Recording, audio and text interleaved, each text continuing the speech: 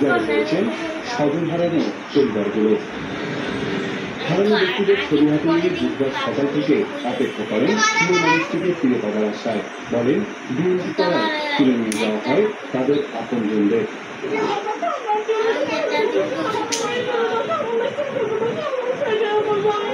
ফেসবুকে সরকারি বিরুদ্ধে কিছু কথাবার্তা লিখত, এই জন্য ওকে তুলে নিয়ে গেছি।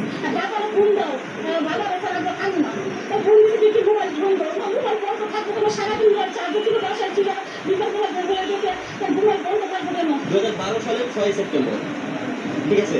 তো যখনই আমরা খোঁজ করতে গেছি তখনই আমাদেরকে বলা হয়েছে আপনারা এই বিষয়ে আর আগায়েন না, তাহলে আপনাদের সমস্যা হইতে পারে। তাদের বিশ্বাস আয়না ঘরেই দীর্ঘদিন ধরে বন্দী করে রাখা হয়েছে কারো ভাই, কারো স্বামী, কারো বা বাবাকে। আমার যখন 2 মাস ছিল তখন আমার বাবা নিখোঁজ হয়েছে।